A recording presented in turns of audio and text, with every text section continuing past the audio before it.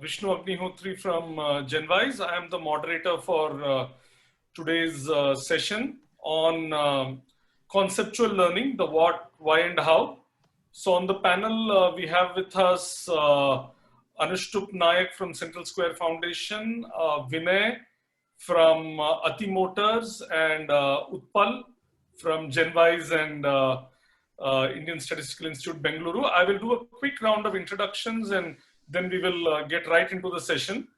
So Anushtup works for Central Square Foundation. He's Director Classroom Practice. Central Square Foundation is working to improve the quality of learning in government schools, especially foundational literacy and numeracy.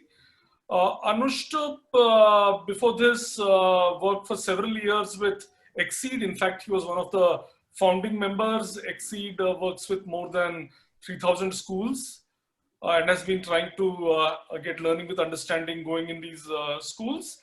Anushtup has a master's in public policy from Georgia Tech and also a master's in education from the Harvard Graduate School of Education. And he's been advocating for education, writing in various forums, including the Harvard Business Review online journal, Forbes, and places like this. Utpal is a physicist, basically, a theoretical physicist.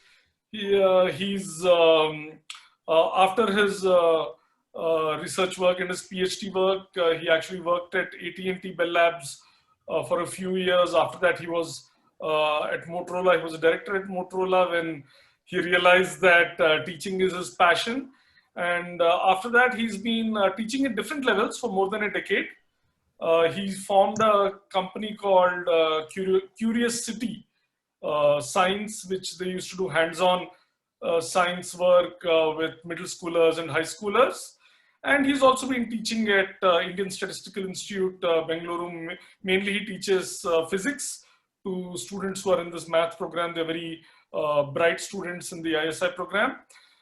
He's been with GenWise for a few years now, and for the last 5 years, he's been working on specialized programs, residential or online now, physics and math mainly. So Vinay is an academic, researcher, and an entrepreneur, also an educator.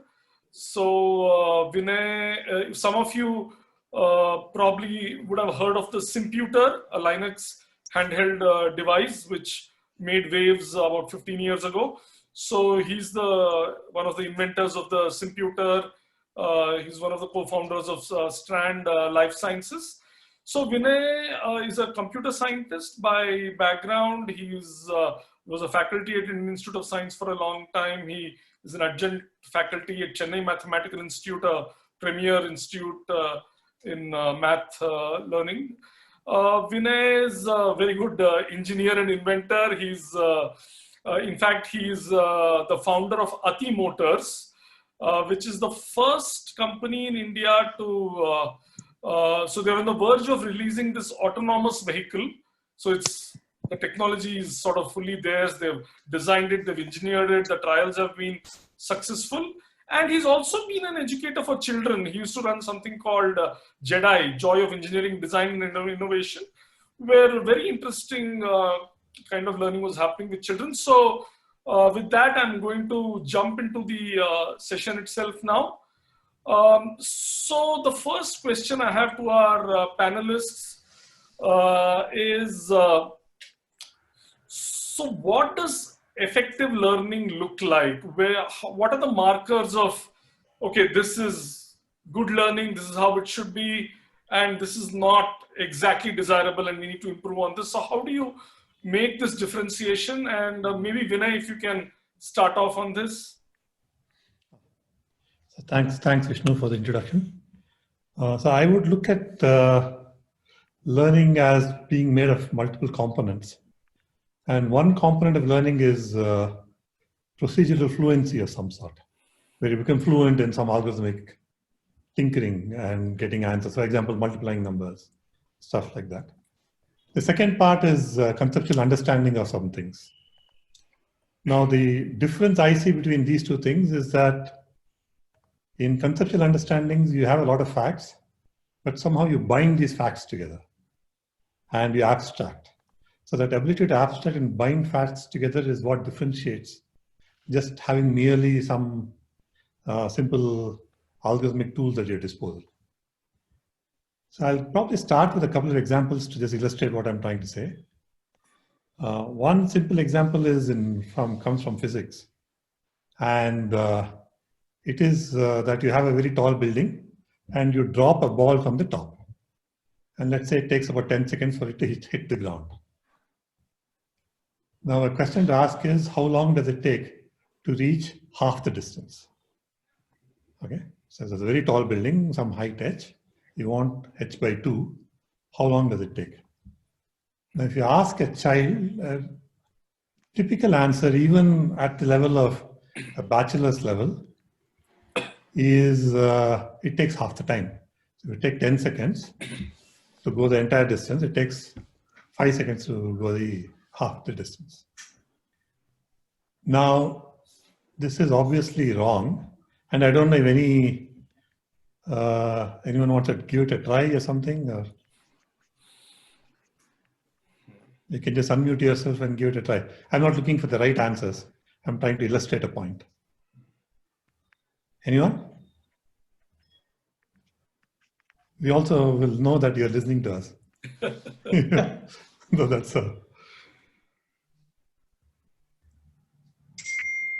yeah. Yeah, Asta, go ahead. Yeah, go ahead. Yeah. The gravitational pull will differ if the distance is closer to Earth, and then it will reach the half distance faster, maybe. Half the distance faster. Okay. So roughly, what does it mean? It is not 50% is what you're saying. You think it is 40%? Do you think it is 60%? Do you think it is 90%?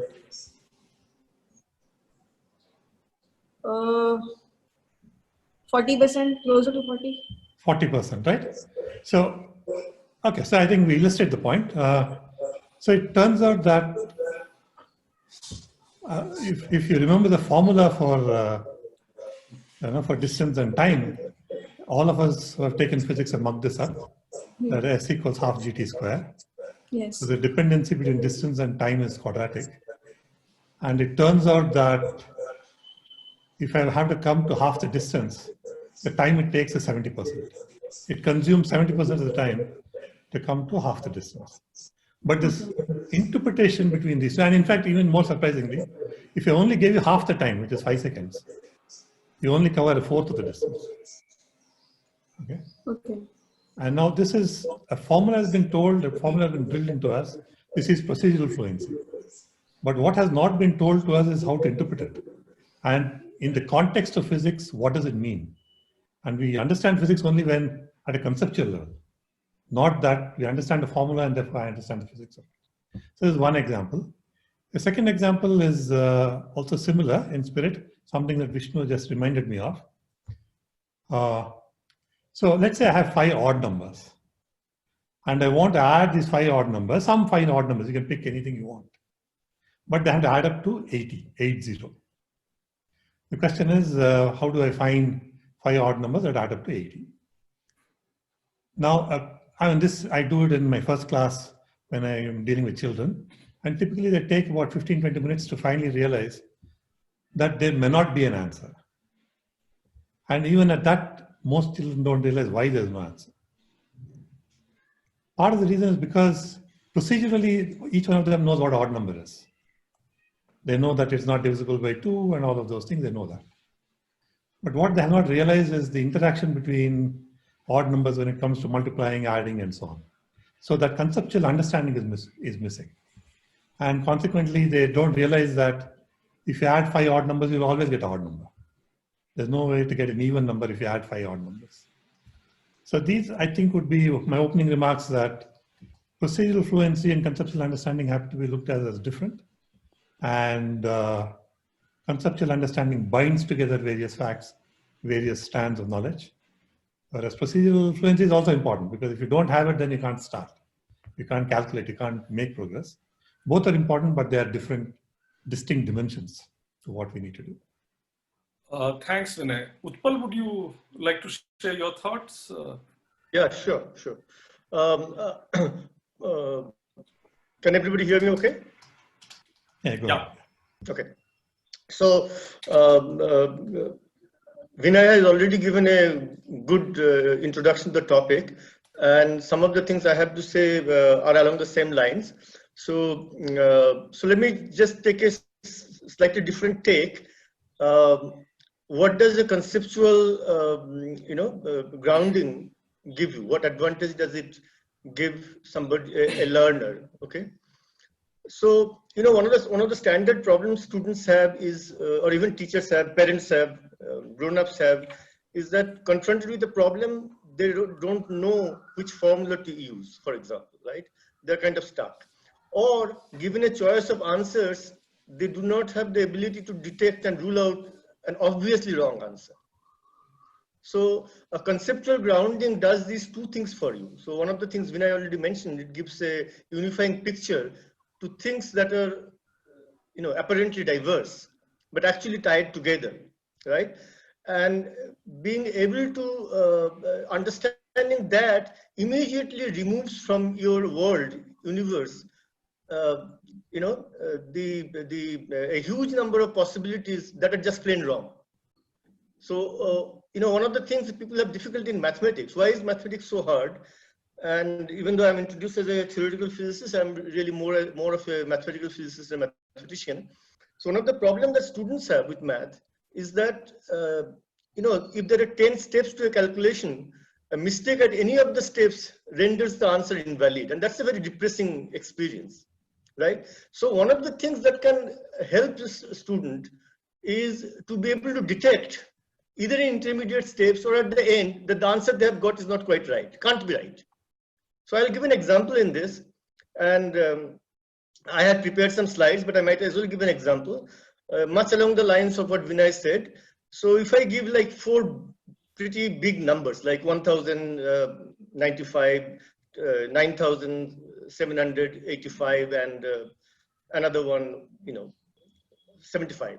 If you add them together and you're given a list of possible answers, 3 answers, 2 of them end with 0, the last one ends with 5, and you're asked which one is may be the right answer, then a student who has got a conceptual grounding of multiplication, of simple multiplication, right?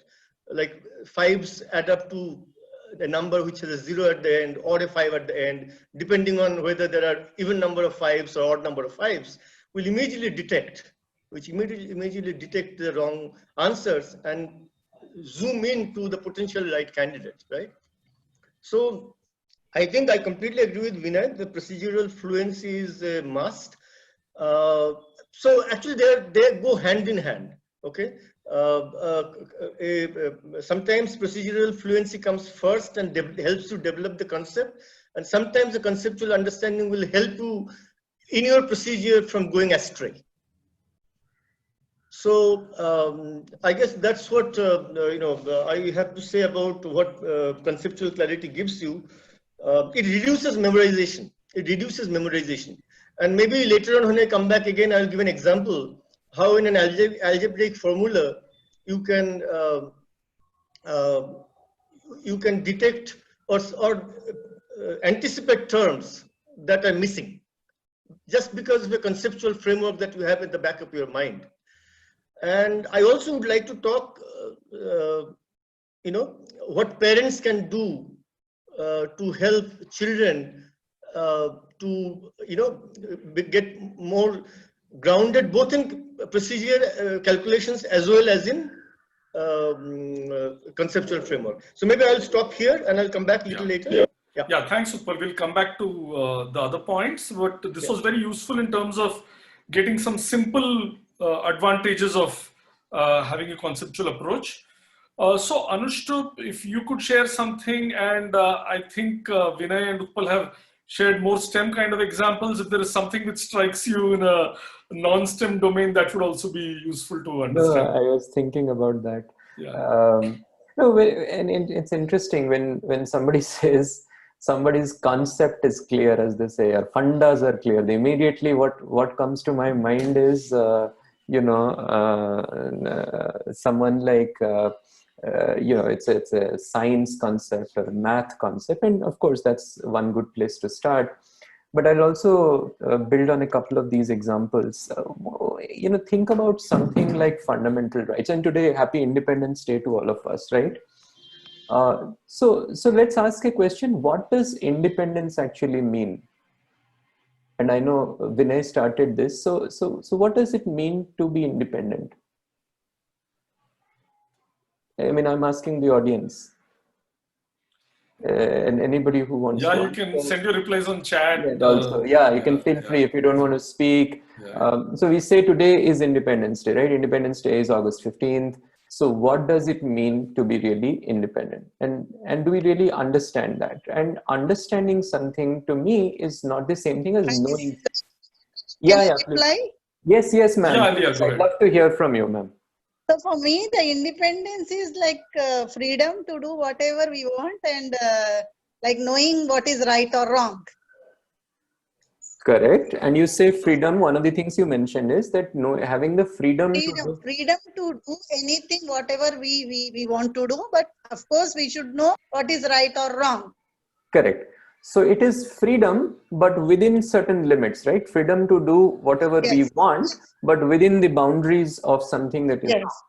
And very often, and as a child growing up, I actually did not know. I just knew it was Independence Day, independence, this word independence. But the word independence is coming from the word dependence. That what does dependence mean? Dependence mean that you're dependent on somebody else. Before we got independence in 1947, we were dependent on the British Empire for a lot of things. And post that, we are independent.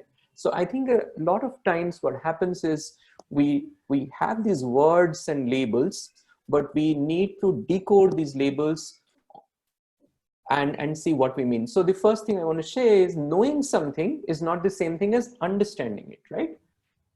Similarly, understanding something is not the same thing as applying it in real life. I think one of the markers of good conceptual understanding is you know it well and you understand it. You're procedurally also fluent, but can you apply it in real life, right? Suppose we know, I don't know how many of you remember the fundamental rights or the fundamental duties that we studied in social science. Can we apply those in real life, right? And I wasn't taught that in my school. I remembered a lot of them, but I really didn't know the application. The other thing I wanted to share is something that came to my mind, which is again going back a little bit to the mathematics example that Vinay and Utpal shared about. This happened to me when I was probably around 27, 28 years old, and I had already finished a degree in engineering and had done a master's and was doing my second master's in education. And one of my teachers was Professor Eleanor Duckworth, who was a student of Jean Piaget. Piaget was a very famous psychologist, and my professor, Dr. Duckworth, was a student. I was studying education then. I was doing my master's in education, and she gave us a very simple problem. She said, four of us, let's say Anushtup, Vinay, Vishnu, and Utpal are going to the movies. What are all the possible ways in which they can sit together? Can anybody answer this question?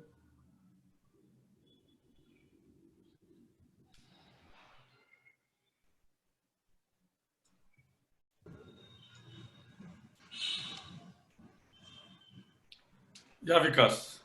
Yeah, so I think you could use that permutation combination to see, right? Since you are, you have four people. I think I didn't understand the question. Is it two people in a row or four people? But yeah, you could possibly use that concept to arrive at a number, whether it is 4P4 or 4C4, right? And then get that. Absolutely.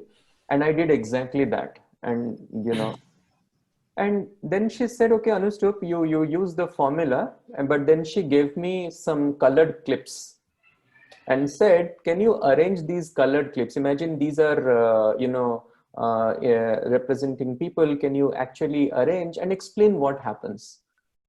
I really didn't have a way to explain it. And I just got confused. I was trying all sorts of things. I had never done it with my own hands.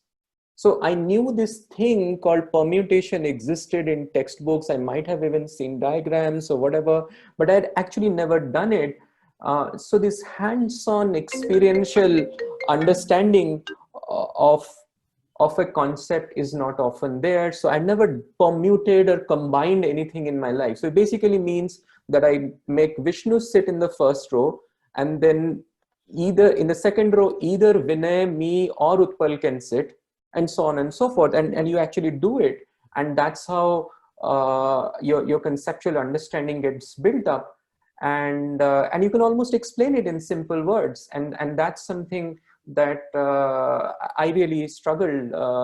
I knew the formula for permutations, like you do, obviously, but I did not know how to explain it in my own words. So when I go to classes and meet children, those children who understand, they are able to explain things in their own words. So when I ask them about what is buoyancy, those children will say, something that pushes my hand when I put it in water.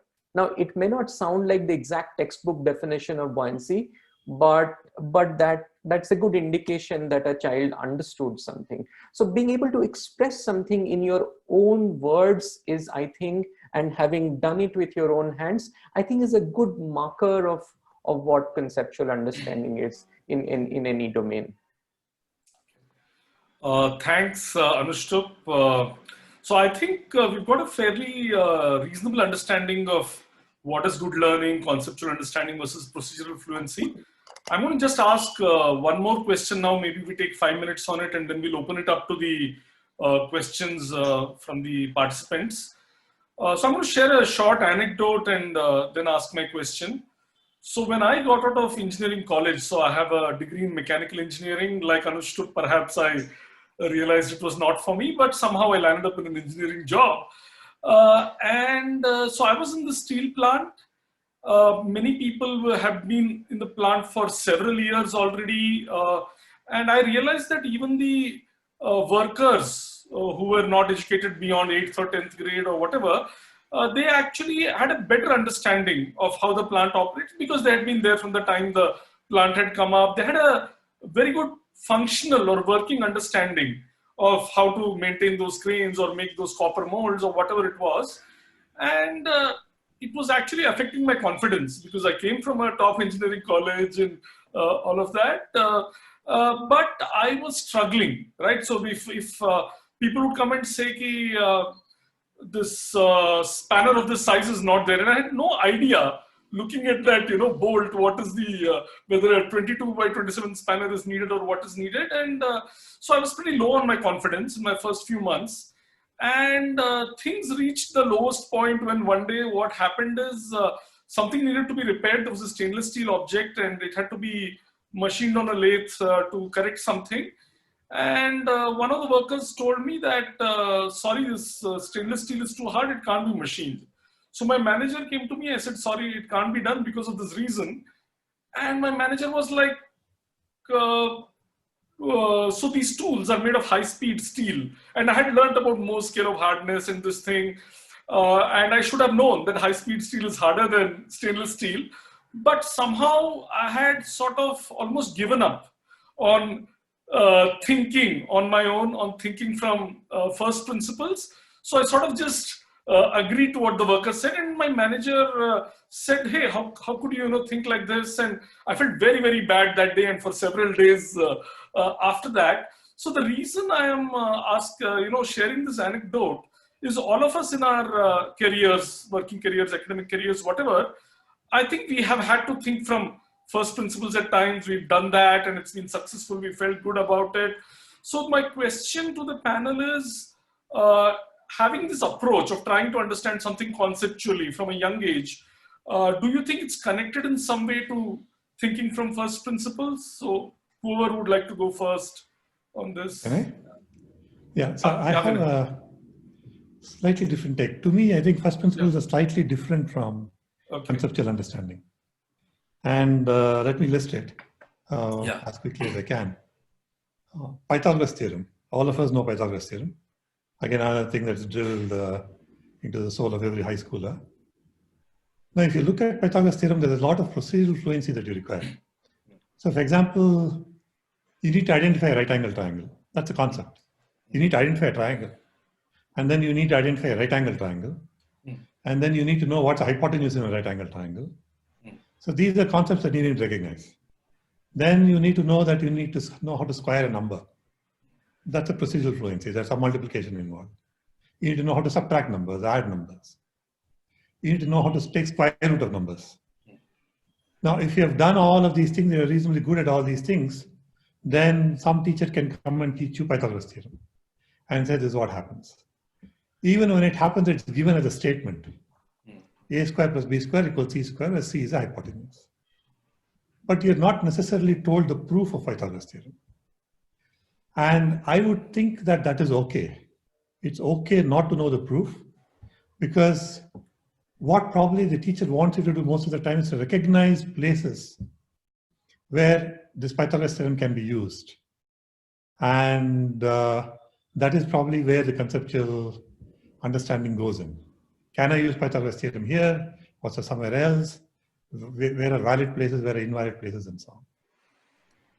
First principles comes to actually understanding the proof. And first principle, if somebody really took it seriously, then first principles, of course, I understand the proof that A square plus B square is C square. Then I also realize that if I change the 90-degree angle to 89 degrees or something, the theorem should roughly be true. It cannot be too off. Then I realize that as I keep changing that angle of 90 degrees, sometimes that angle, the side C increases in length, sometimes it decreases in length. Then I realize that I can probably make a correction and say that C square is some A square plus B square, plus some delta correction that I keep making, which depends on this angle. Now, eventually, when they reach 11th or something, they'll realize that this is called the cosine rule or something of that sort, and many of them don't even realize that these two are connected. But hopefully, the people who have more conceptual understanding sort of realize that this is where it came from. But this is a first principles approach, which allows you to generalize things. So I would think in my mind that conceptual understanding has its own place. First principle has its own place. And again, if you are trying to do something in industry or anything interesting and useful and creative, you would have to take the step down to first principles and then come back with something new. But in my mind, they're distinct concepts. Sure. Thanks, Vinay. Utpal, you wanted to say something on this? Yeah. So I think it's a very interesting, very good and interesting discussion. I would also say, without going into a sort of clear distinction between first principle and concept, I would say that both of them are context dependent. So, for example, I'll give a simple example, right? The running of a car engine to a mechanic, the first principle is different from my students to whom I tell them the what's the science behind the running of an engine. So a car mechanic doesn't need to know second law of thermodynamics as such, whereas he needs to know something that he can use and ground his understanding and knowledge as a first principle. So I'll give another example here, and I'll just share the screen. The host has disabled participant screen sharing. Soumya, can you make it enable it? Yeah, I thought I had. Okay, all right. So I'll give an example.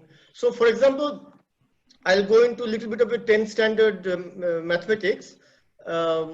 So at 8th standard, I think they have learned a plus b whole square. Okay, they know the formula: a square plus b square equal to 2ab. Okay, and now I suppose to a 10th standard student, I give this problem that okay, let me see if it is enabled now. That will make my, no, it's not enabled now. Okay, so yeah. Utpal, do you want to try just for once now and see if it works? If it doesn't, it doesn't. It works. Okay. It works. Thank you. Okay, so that makes my life simple. Can you see this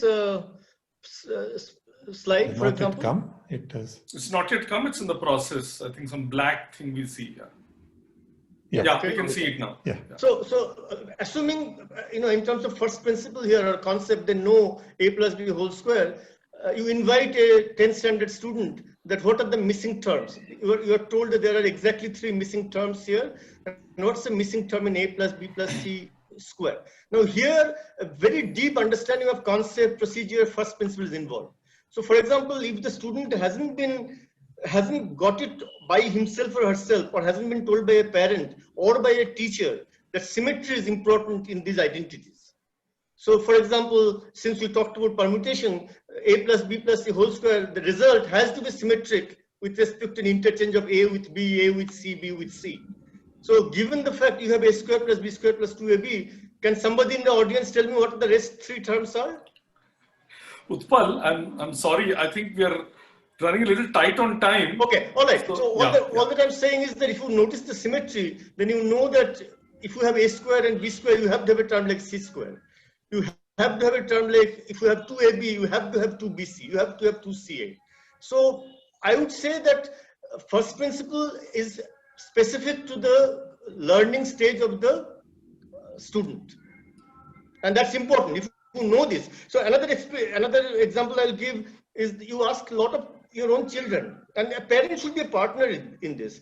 So you can ask your child or a student that if you drop a book from your height of your head, how long will it take it to reach the ground where you are standing on, right? Will it take more than a second?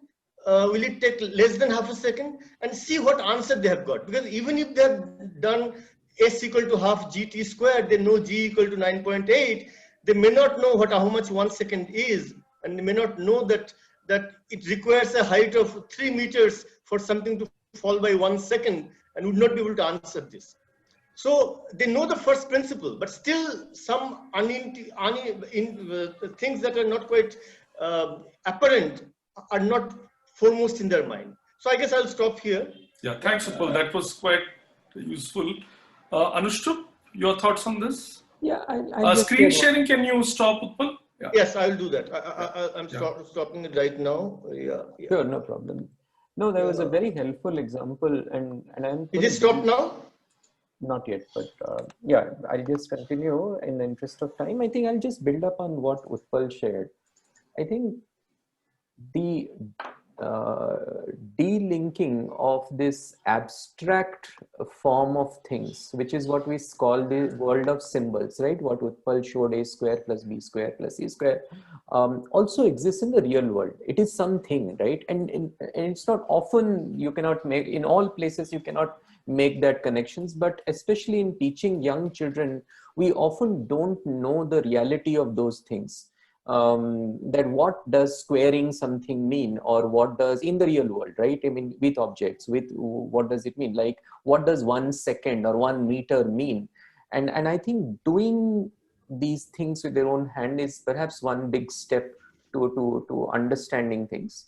Of course, children, like Vinay rightly pointed out, cannot be expected to invent everything from first principles.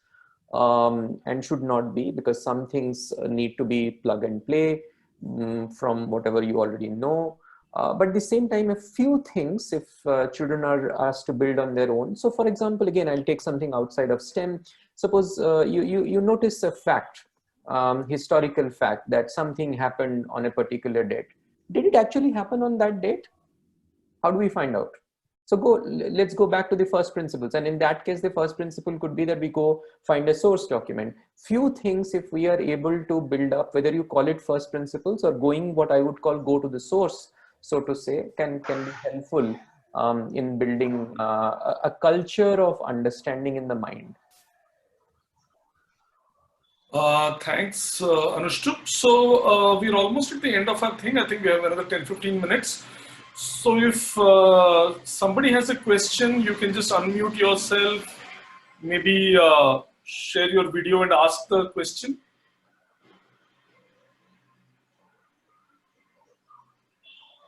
So I have a macro concern. Like it's not strictly.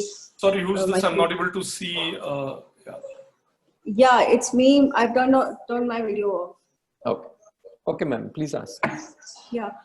So let's just admit that conceptual understanding is something that's not very commonly seen in children, especially in our system. And a lot of like, there's a very large fraction of portion of students who do not have basic understanding of concepts. They've memorized things and then they go on. Now, unless you're in something, a very technical job, you will probably not end up using a lot of concepts from physics or chemistry, but if you do, you will. So is there any way, like, if we have to look at our system and say, how do we solve for this? How do we fix the fact that we don't, how do we make sure our kids are just a lot more literate in very fundamentals? And how do we, because I think our assessment, the way we assess children eventually, it really doesn't allow for a lot of, you just have to copy paste a lot of things. So it doesn't allow to check how well you understand something. So how do we solve for this at scale? I mean, if I have a class of 20 children, I can probably solve for this. I can have a very good teacher who can take care of this. But what if we're talking about this whole country maybe? How do we like just produce better quality students, like what we probably have in Germany? Ma'am, are you a teacher or are you a parent or just? I'm actually neither, but I do work with school systems, yes. And I'm really embarrassed about the answers I gave before. They were really so off. Yeah, I'm not a teacher myself, no, but I do work with school systems. Oh, okay, great. Yeah. So Anushtup, would you like to? Yeah. No, this is a very difficult question and very pertinent question. The first thing I would say that I don't know the answer. I don't know all the answers, but I do have arrived at some conclusions over the last 8 or 10 years where I've been working on this problem of scale. But before we go to the problem of scale, let's go to the problem of what happens between an adult and a child. I think I'd probably give some practical suggestions that the 40 minutes that we spend between a teacher and a child, or for that matter, between a parent and a child at home, that we often don't have useful. I think there's some sound coming in. Yeah, I think you can unmute yourself if you're. Yeah. Go on. So I think if we can start by having useful conversations with children. So imagine a conversation with a child where you ask questions like, why do you think that happened? And did something surprise you, right? So like, for example, I was checking with my son that he learned something about the boiling point of water. I said, did something surprise you? He said, oh, what surprised me was that, you know, in Mount Kilimanjaro, the boiling point of water is less than what it is here. Or asking children more about how did you come to that conclusion? Like very often we just check for the right answer. How do you come to that conclusion? Asking them about the implications. So what? So you did this. So what do you think you can do with it? Or potentially, you know, why not this, right? So asking questions like that, very, very important.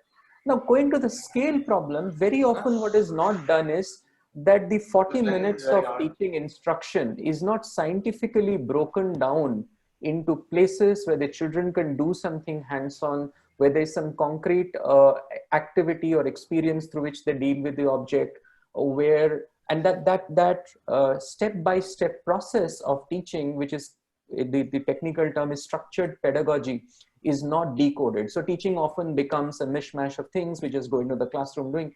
But laying that step-by-step process for a teacher, whether it is in the form of a scripted lesson plan or whether it is in the form of a visual guide for the teacher, is what is showing results across the developing world. When we look at evidence from India, I've worked in a similar system. Exceed, we are also working now with lots of state governments, with organizations that they're Learning and Leadership Foundation, Room to Read, in developing reading and mathematical skills. So providing structured pedagogical tools and equipping teachers to be successful in their classroom every day is the key to scale. Standalone teacher training, giving discourses to teachers, giving them pravachan as they call it, is perhaps not the way out. Right. Can Can I add to that? Yeah, sure. Yeah. So very quickly, I think a common thing that we have been saying, talking about, is the fact that conceptual grounding helps in thinking from first principle, and it connects a lot of things far and wide, right? So you see a unifying thing, need to memorize comes down. So it's very important for a parent or a teacher to engage a child with meaningful questions that are grounded in textbook learning, but is application a faraway area. So I'll give an example. Okay, so a couple of years ago, my father, has been, lost his sense of balance for a few days, and the doctor prescribed a test for sodium. And almost any of you who have an elderly person at home may actually encounter such a thing. They will test for sodium, and they will typically see that sodium content in blood is low. Now, this is intimately connected with the conductivity of electricity through blood by means of electrolyte. And if the amount of sodium goes down, conductivity goes down, the signals just don't come from the brain to your limbs. And so, I mean, so a parent may engage, taking an example of something like this happens, that can you connect? Can you think what is the key principle behind it? And I think students are always enlivened by challenges and seeing connections where they thought they could not see any connection. So I would suggest that engage the children quite a bit with simple questions, challenging, asking them to define something proper. And so almost all the time we focus on them being able to tell you back the Newton's third laws. Newton's third laws are three laws are extremely complicated, and it is taught at 9th standard, it is taught at undergraduate, and so on. So, I mean, rather than telling them to spout out, just ask them simple questions based on that. Okay. And I'll just add one more thing. And after asking the question, remain quiet. Yes. And not fill the gap with, let me tell you what I think. Because in that moment, like Utpal's question, that why did the sodium, why is sodium getting tested? Wait for that answer. And in that moment of struggle, the child will come to his or her conclusions, and then you can perhaps guide them. See, I have a question. We all believe in conceptual learning is best way to teach children. But you know, with the present syllabus, time constraint, do we have any resources? Because teachers are very eager to learn and teach children. Do we have available resources which we can adopt and then like complete the syllabus also, but give them application, then conceptual learning, everything go hand in hand? Is it possible? Yeah, sorry, who asked this question? This is Alia. I am the head of Afghan Hostel from Hyderabad. Yeah, thank you for that question, Alia. So I'm going to share a couple of my thoughts on that and invite the panelists to share their thoughts, and perhaps with that we will actually end.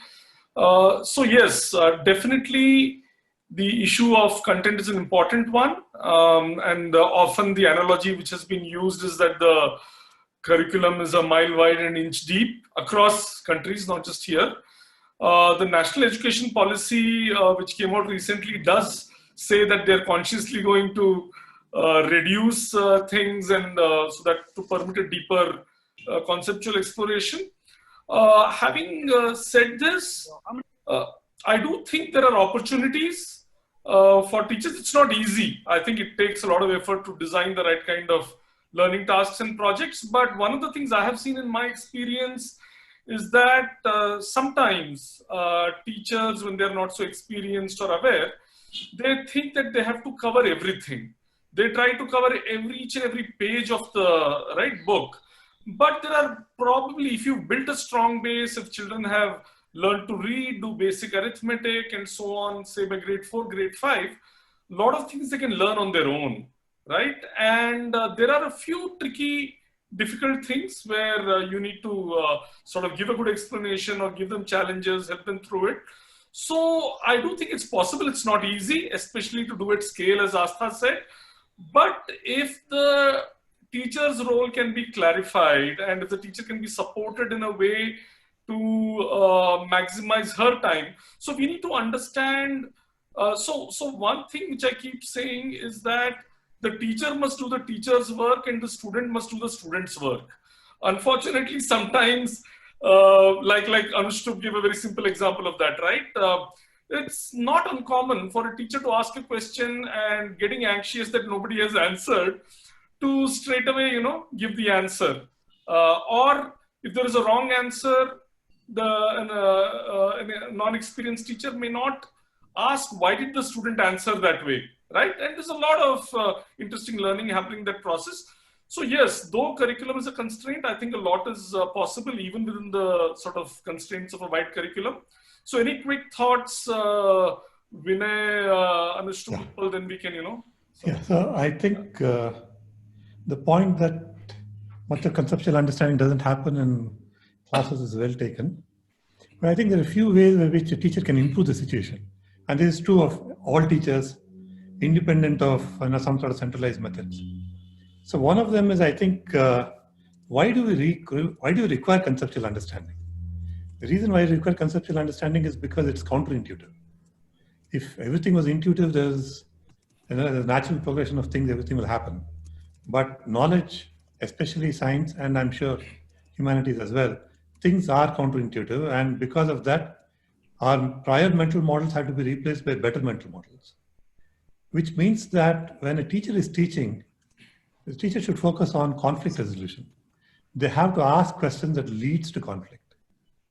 And in the process of resolving that conflict, understanding happens. It is not giving 10 drill problems of the same type and expecting the student to master them. That they do.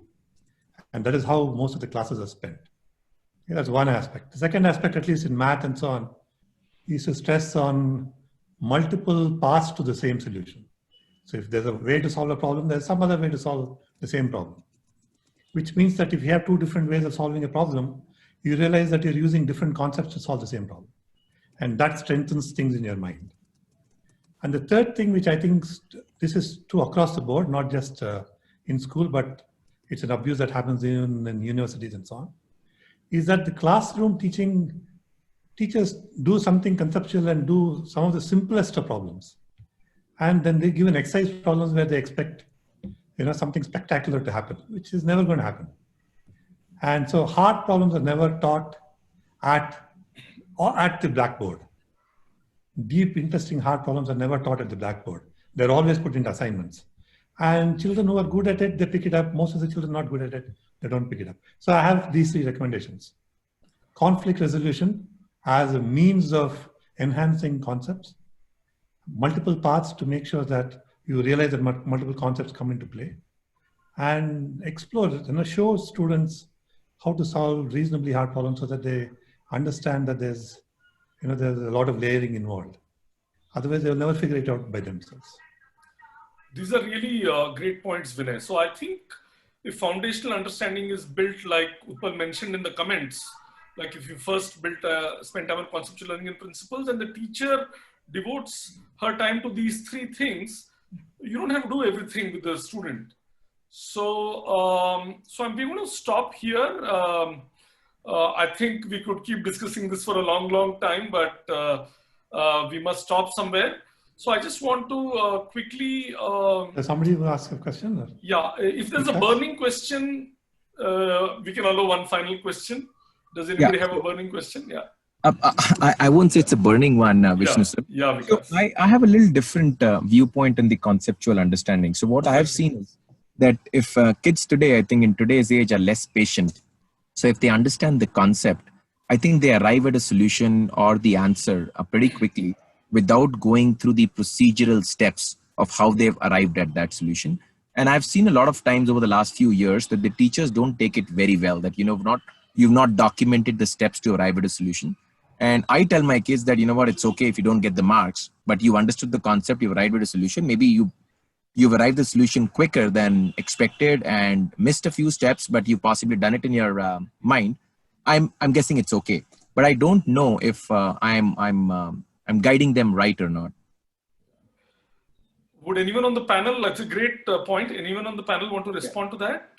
Quick question. I mean, and it's confusing for me because I'm both a parent and also a teacher educator. So, because I think it's a two-sided coin, right?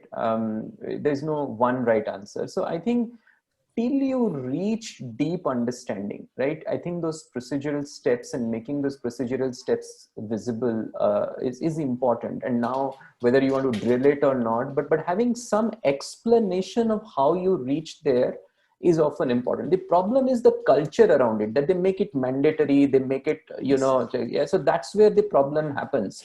So many times you've seen that children also do those procedural steps, but they do it mechanically. And the answer is either wrong or they have no idea and they just putting those. And I have done that myself, like, 3 steps. The first answer is this, then I apply the formula, then substitute. They don't have any understanding. I think the better way is to say you arrived at the answer and you can check it with your own children, but can you explain what you did, right? And there could be multiple ways and maybe they have jumped some steps.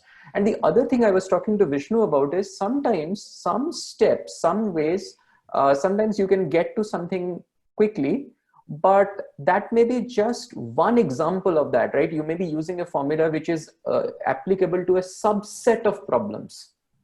It may not be a generalizable procedure which applies to all kinds of problems. I don't want to take your time, but I completely agree with you that children should be given the freedom to arrive at their answer, but I think they should be encouraged. And you can't just force them, but should be encouraged to explain their logic. And once they're done with it, then you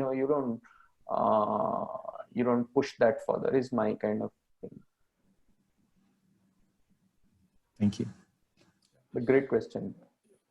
Vinay, did you want to say something about Vikas's question? No, so I have faced this question when my son was growing up. And we changed schools because a teacher thought that he had not gone through the procedural steps. My own sense is that both should be allowed. It's not about choosing either or the other. Yeah, but some teachers tend to be anal about these things. Yeah. Okay, Utpal, last word. Yeah. You're on mute, Utpal. You're on mute. Okay. Yes. So I think there are a couple of givens in life, right? Yeah. I mean, if every teacher, student comes across as excellent, then that's great. But usually in a life, a student will not get more than 3-4 great teachers, number one. Number two, so I think, and that's enough actually. So my thought on this is that always engage the students in exploring what they have done, okay? In fact, encourage them to find holes in something they have learned, or an answer they have come up with. Find holes in a definition. So a child loves finding out that something they have learned may not be the complete story and wrong. And discovering that through questioning is very essential. And it also builds bond of learning and creates a learning environment. Okay, we are over time, so I will sort of end with a couple of announcements. So our next Adda is on the 29th of August. It's on nature learning. So Radha, if you could just sort of show yourself and tell us what that Adda is about. Okay, let me try and get to a place where there's a decent amount of light. Okay, or you can just tell us if you... Yeah, why don't I just tell you? Yeah, just tell us if the video is hard, yeah. So the next week, we're going to be talking with Veena Kapoor from the Nature Conservation Fund. And we're actually trying to understand, the relevance and the importance, I guess, of learning in nature, with nature, and is it important? And if it is important, why it is important? And Veena comes with a lot of experience in nature education for children. So that's sort of, in a nutshell, what we're going to talk about. Yeah, thank you, Radha. So that's on the 29th of August at 11:30 a.m. I think Astha has suggested that can we do an Adda on NEP latest version? I think that's a good suggestion. So we'll schedule that and let you know when that is. In case some of you have not looked at our blog, we have a fairly extensive blog, and last year on the draft NEP we had a fairly detailed report and 3 blog posts. So many of the implementation recommendations are still valid. There is a blog on conceptual learning, many different things. So please visit that. You can follow us on Twitter and Facebook. So that's pretty much it. Thanks, Vinay, Anushtup, Utpal. I think very, very interesting points. And we will put up the recording of this also on social media and our website for everyone to take a look at. Thank you, everyone, and have a great weekend. Thank you. Thanks. Thank you, Vinay. Thank you. Bye. Thank you, Sudhir.